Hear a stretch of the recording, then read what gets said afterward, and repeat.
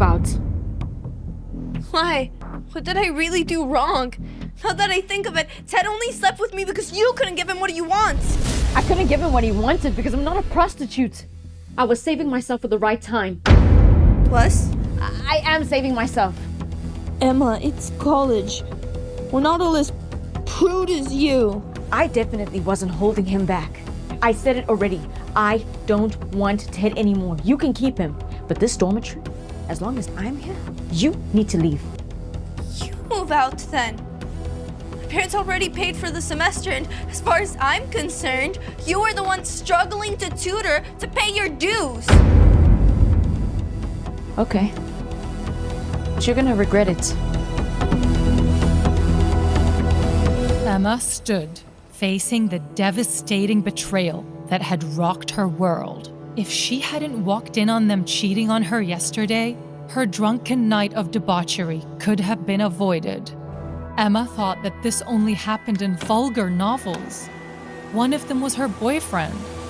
The other was her best friend and roommate. Emma Green made the impulsive choice to accompany a charming billionaire to his home, a decision that would alter her life in ways she couldn't foresee.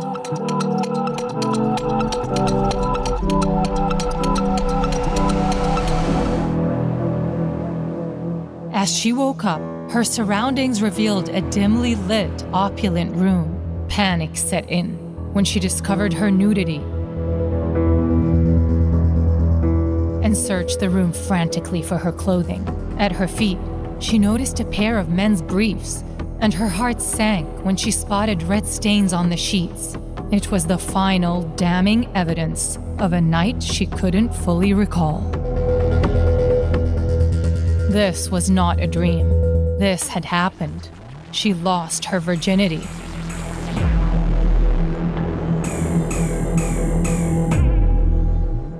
You're awake. Mr. Erickson. After everything we did last night, you still think we aren't on a first-name basis.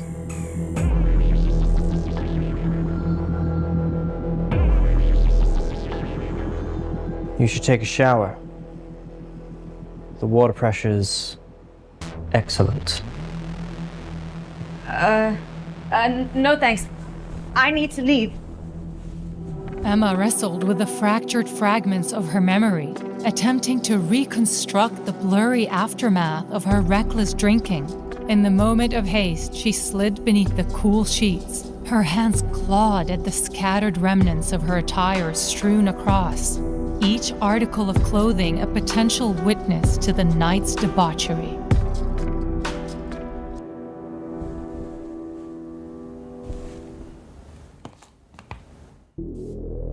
Mr. Erickson? Can we forget that anything happened between us last night? If you're worried about any STDs, I can assure you I'm still a virgin. Was a virgin. The only person that's lost anything here is me.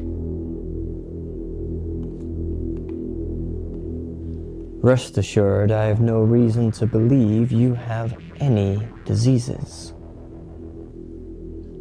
However, I want to ask if you want anything from me. You don't strike me as the kind of person that wants money for a first time. Yeah, I don't want your money. I just want you to keep this a secret. I did not know it was your first time in bed with someone. As compensation, I will allow you one demand. You can ask anything of me, except make you fall in love with me. Mr. Erickson, I think you misunderstood. I don't go out to give myself away, so I won't trade myself for anything. In fact, I plan now to officially quit working, because from here on, I'm going to be focusing on my graduation thesis. We won't be seeing each other again, so I'm going to wish you a good life. Goodbye. Robert's mouth twitched with surprise and amusement. Emma Green's unexpected departure and assertive demeanor had caught his attention. Emma had made a memorable impression as the first woman to ever walk out on him. He picked up the scarf she had left behind by mistake and began to inhale its scent. Emma Green's enigmatic words had presented him with an intriguing challenge, and he eagerly contemplated what the future might hold. In a northern city, Robert Erickson, CEO of the Erickson Emblem Corporation, represented power, wealth, and danger. Rumor had it that he had killed his older brother and left his younger brother traumatized to become the sole inheritor of the family business. If there was a person in this world that Emma didn't even dare to think about, it was him. Yet, this was the person whom she had foolishly spent the night with.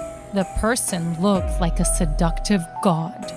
Adding to the complexity of the situation, the Erickson Emblem Corporation wasn't just an ordinary company. It stood as the primary rival to the Mayer Group of Industries that was owned by Emma's father. Their rivalry extended beyond mere financial competition, spilling over into a power struggle for control over the city. Both groups were unscrupulous in their methods, causing collateral damage on both sides. Yes, indeed, she had slept with her father's most bitter adversary.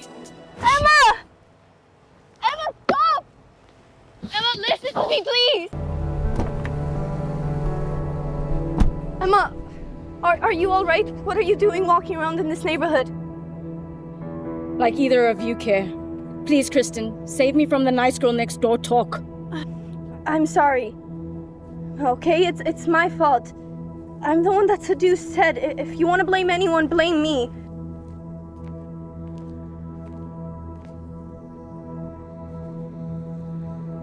No, she's wrong. I'm sorry, Emma. Emma looked at them both, but didn't know whether to laugh or cry. Ted, you don't have to worry about me. Kristen, he's all yours. And as far as you and I go, this friendship is done. Goodbye. Emma! Emma! Emma! Don't!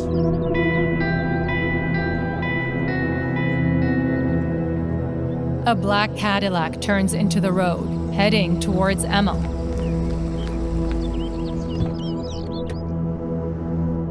Move.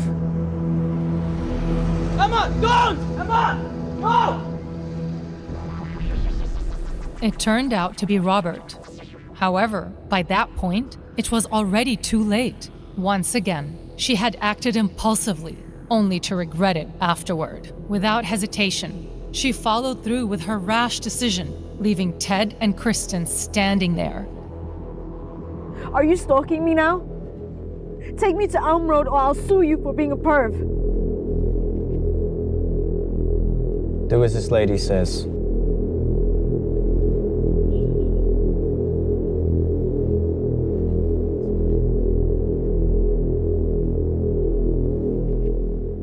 Remorse filled her. She regretted her impulsive actions. And now, she had lost Ted, her best friend, and her virginity. With a heavy heart, she knew that yesterday was indeed the worst day of her life. He maintained silence, exuding an air of mystery, a trait she found appealing, especially following her heartbreak with Ted. She discreetly stole a glance at him, struck by the captivating depth of his eyes. He was interesting, but she also knew this came with danger. She stared out the window, trying to gain her courage. Then it all came spewing out at once. And what's up with you? Didn't I tell you I never want to see you again? Are you surprised to see me? Well, yes. What are you doing here? Miss Green, you were the one sitting in my car. Yes. Sorry. That was my boyfriend, ex-boyfriend, and my best friend. Well, I thought she was my best friend, who are apparently now a thing. Anyways, I'm sorry. I just had to get out of that situation. So you thought, let's take up hitchhiking and jump in a new one. Sorry? Emma looked at Robert with a perplexed expression, unsure of what he meant by his cryptic remark. She followed his gaze down to her muddy shoes. I promise, Robert, I'll clean your car. I'm sorry for making a mess. I'll appreciate that.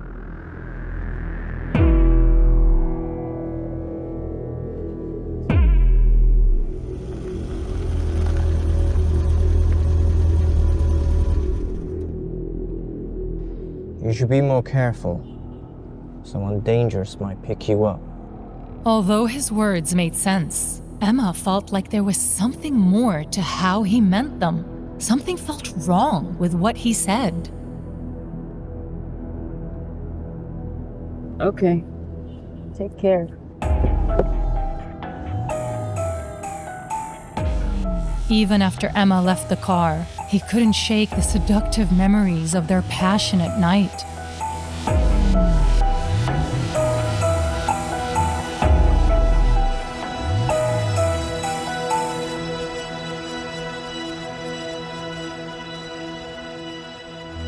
Please don't be pregnant. Please don't be pregnant. Use the condom, didn't he? Oh, you wouldn't have sex with a random girl without protection, would you?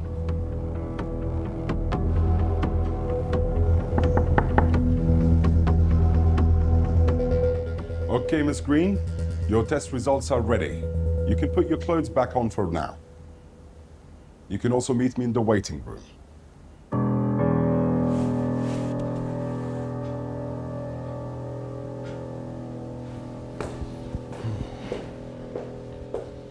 Hi. Okay. Your STD results are negative, which is good. Pregnancy test is negative. However, during my examination, I have found some minor bleeding and swelling. It is due to an intense sexual encounter, most likely within the last 12 hours. I will prescribe some pain medicine for you. You should abstain from all sexual activities in your current state. And even if you need to, you should not be using any toys or tools. On the other hand, within the girls' dormitory, an undeniable tension hung thick in the air, giving life to conversations that revolved solely around Emma Green's heartbreak. Gossip and hushed exchanges thrived within the dormitory's walls, weaving an intricate tale of deceit and heartbreak. What was once the cherished love story, admired by many, had crumbled into a heap of emotional ruins, all thanks to Kristen. Kristen, now notorious as the university's most talked about mistress, had masterfully enticed Emma's boyfriend Ted into a secretive affair. This revelation had struck Emma like a bitter blow, shattering her once promising romance.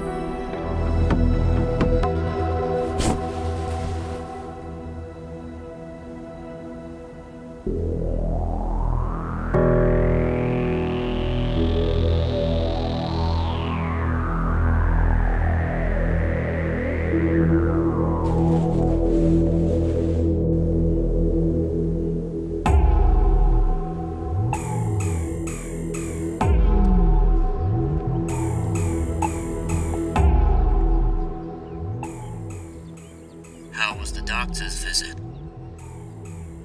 Are you following me? Look, I don't know what kind of weird stuff you're into, but I told you already. I wanted to remind you that apart from just a doctor's appointment, you have one more. What appointment? To wash my car, Miss Green. I'm actually really busy right now. I have midterm coming up and I'm heading to the library. After this, I will come and do the needful.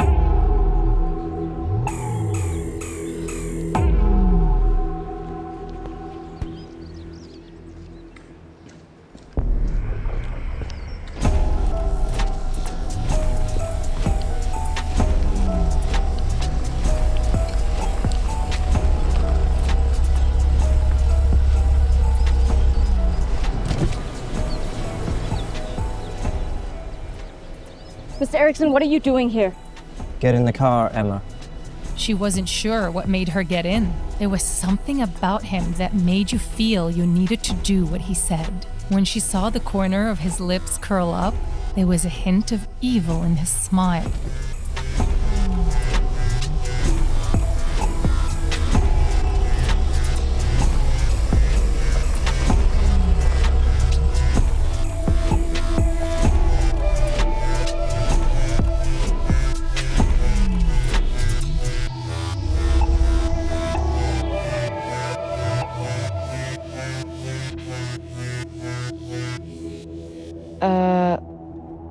What are we doing here, Mr. Erickson? I figured my CAD isn't within your caliber, so I bartered the job. What exactly do you want from me? Just have a meal with me. Isn't that better than cleaning my car?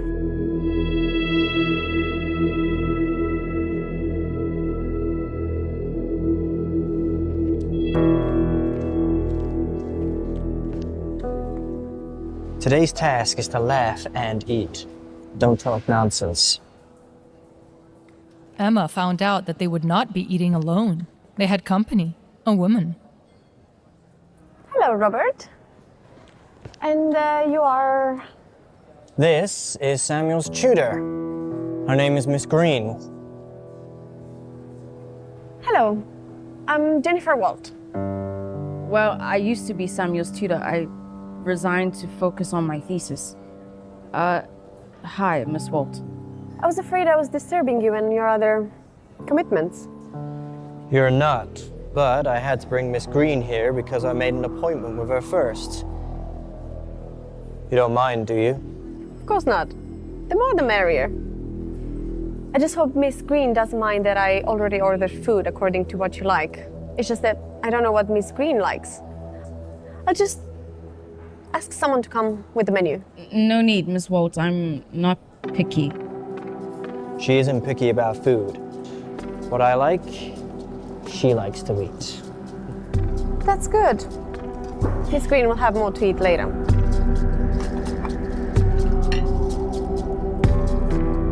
Emma was embarrassed. During the meal, Robert would occasionally offer her portions of his food. He was being very gentle, almost like a boyfriend. Jennifer didn't say much. However, she would occasionally glance at Emma, but Emma could not recognize any of the emotions in her eyes. Was Robert asking Emma to be in some part of a threesome? The way they spoke to each other was odd. Part business, part lover. But Emma couldn't quite put her finger on it. Do you mind if I have a chat with Rob for a moment? No worries.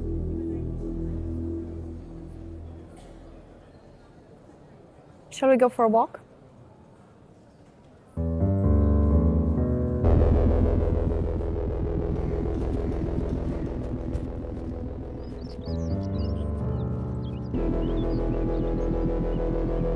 How have you been? I'm fine. Don't try to piss me off. I'm not trying to make you feel bad. I'm not angry at you. I happen to think Miss Green isn't that bad, don't you? I know you, Robert. You're doing this to make me jealous. I think you should go back. There'll be a meeting in the afternoon. I still need to drop Emma off at school.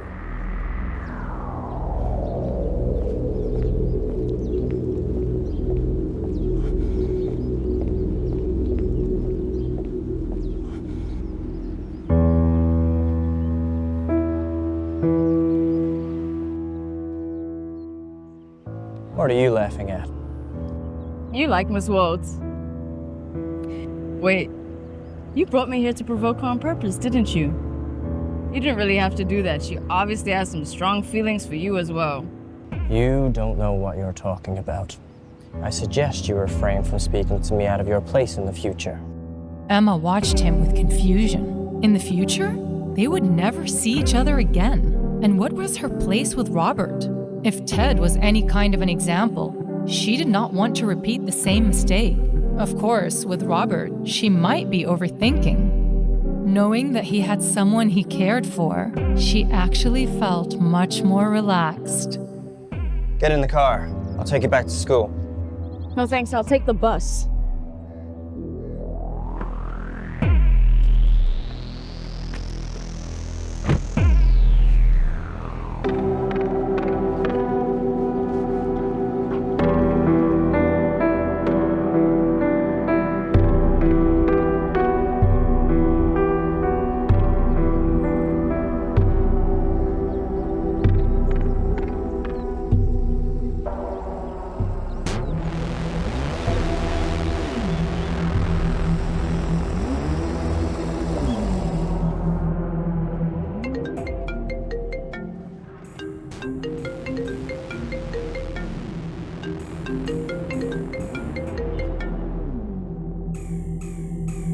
Hello.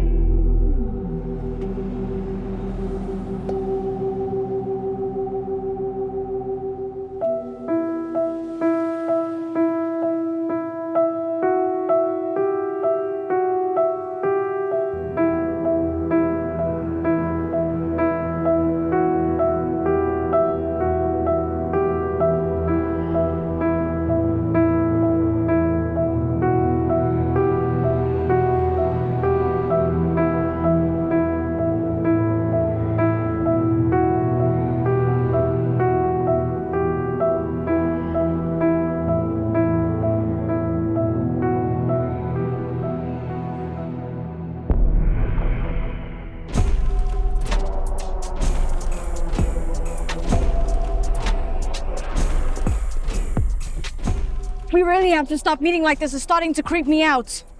Get in the car, Em. Now he was calling her Em? No one had ever called her that. Emma was short enough, but she liked the way he said it. Give me my bag, please. It'll take you at least an hour and a half to jog from here to your school. Are you sure you can still make it in time for class?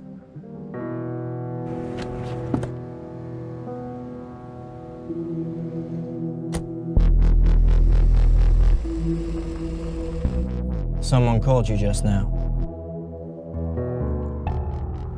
You answered my phone? What if it was something urgent?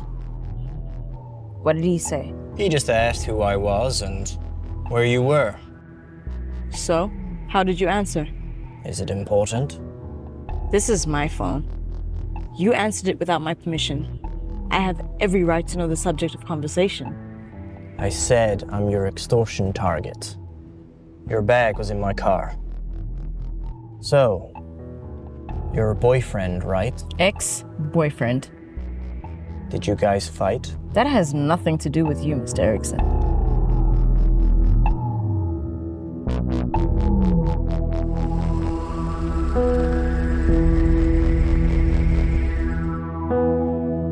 Without saying another word, she turned around and walked towards the school.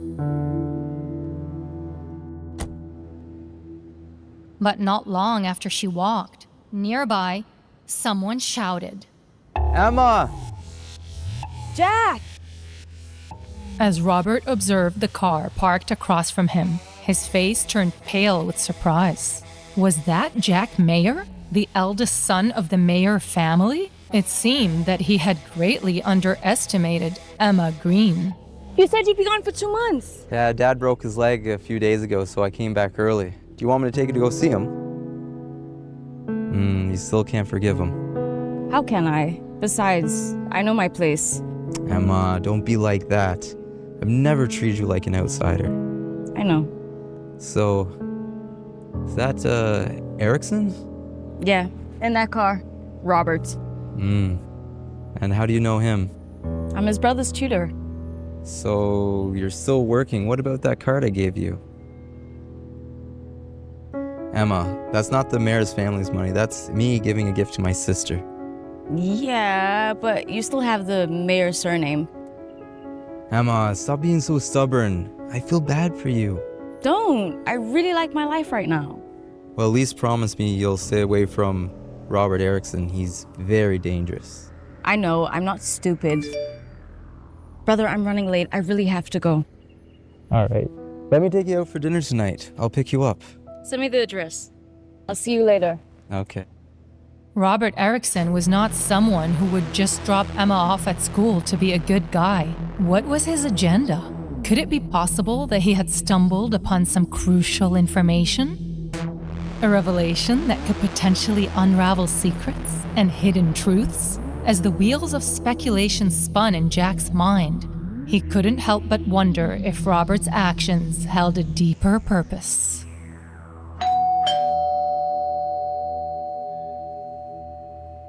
Emma rings the doorbell, and a member of the house staff lets her in. She walked through the front part of the house, viewing it in a new light. This time, She was paying attention to the design choices made in the space. Why are you here? This is my house. I've been waiting for you.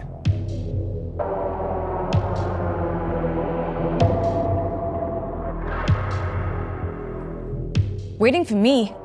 I told you I was handing in my resignation. Well then, I should ask you, why are you here? Wouldn't a call or an email suffice? Oh, I wanted to tell Samuel in person. I felt it was only right. Right. From now on, I think you should stay here and focus more on helping Samuel with his studies. Wait, you mean live here? That's right. Samuel has a month before the college entrance exam. He needs all the help he can get. Plus, it'll be more convenient for you to stay here. No, I'm a student. I have to stay at the dormitory. Besides, this place is too far from campus. It's inconvenient to be going back and forth. Oh, I can help you with the accommodation to your school. No jogging back and forth and whatnot. I can send you a car. It's a win-win. That's not necessary. What I mean is, it's inappropriate for us to live together. And to live with someone I teach. I did not realize that your thoughts were so vulgar. Could it be that you like Samuel? Samuel is just my student. Then do you like me? Of course not. Since you don't like either of us, what's there to be afraid of? Miss Green, I think I still need to remind you that you were the one who took the initiative that night. You're a man. I don't believe you didn't have the power to reject me. You don't seem to know very much about men. Most men would never reject a woman who voluntarily throws herself into their arms, unless that man's sexual function is lacking. Speaking of which, I'm a little curious. Yesterday, I saw you talking to Ted Smith. Today, you were hugging Jack Mayer. Miss Green, it seems that I have totally underestimated your ability with the opposite sex. You and I are not close. I don't feel any obligation to share my secrets. I do not need you interfering in my personal matters. Also, you promised to keep what happened between you and I private. This was the first time Robert had met a woman who was not afraid of him. She was like a little wild cat that was ready to attack at any time. Of course, I've never told anyone about the matter of you sleeping with me. Then why pry into my love life? I'm just trying to win the argument based on what you said. You're not the only non-family member living in my house. It's not appropriate to think of this arrangement as inappropriate while you live here. You're like the other people I've hired. I'll provide the food and the shelter. You'll be responsible for teaching Samuel here. That's all.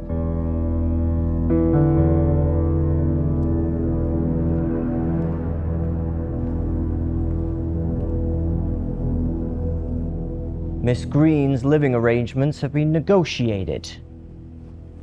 You can begin your lessons.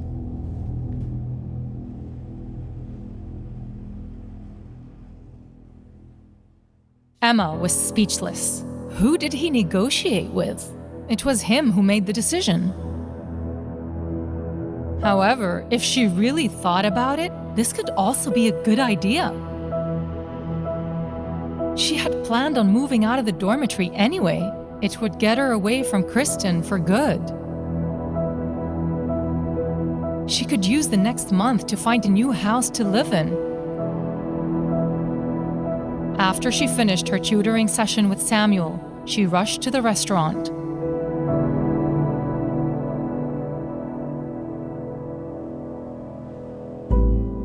Perfect timing. Dinner has just been served. Thank you.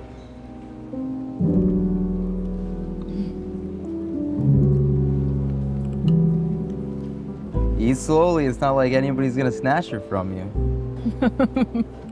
You can't win against me. I'll eat it all. Everything. Okay. You eat it all. If we need to order some more, not a problem. If Auntie was here and saw how skinny you are, it would probably make her heart ache to death. Jack, please.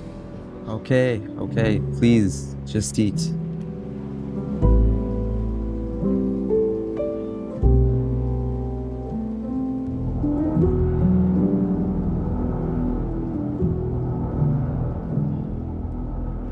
Elsa, what brings you here?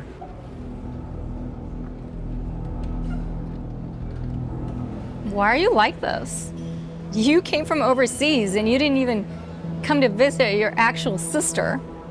Instead, you're here having dinner with her, the illegitimate daughter. Shut up. She was the illegitimate daughter to begin with, disgrace to her mother. How could you be so nice to her? Elsa, you need to be more respectful, okay? Jack, at the end, I am your real sister. Miss Mario, please. Speak to me with respect. First of all, I don't have a father. Secondly, I have never used a single cent of the Mayer family's money. Even when my mother was ill and hospitalized. Even when we needed money to save her life, not even then did I ask for help. No one in the Mayer family has the right to criticize me. Your existence is a disgrace. I'm proud to be my mother's daughter, whether you like it or not.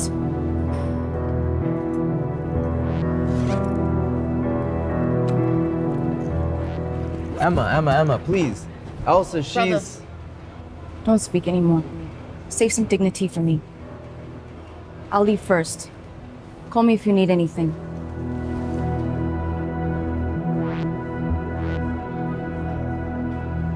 Are you satisfied?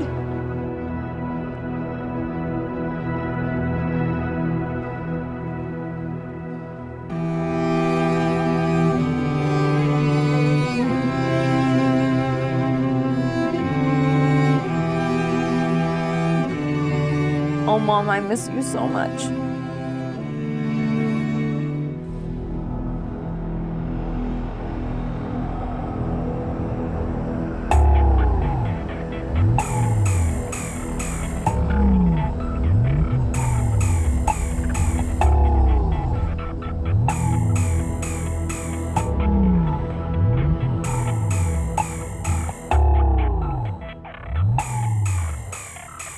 Where are you heading? If you're busy, you can just drop me at the dorms. I'll be fine by myself. I had planned to go home. Tom looked in the mirror and knew what his master wanted.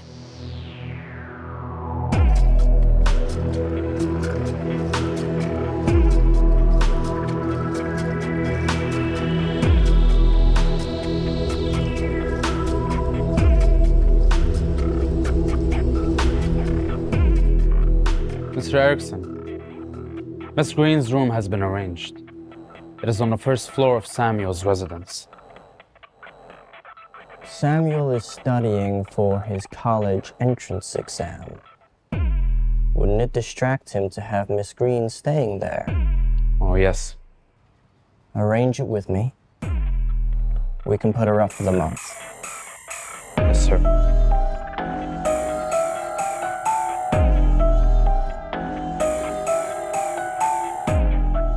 Another one bites the dust.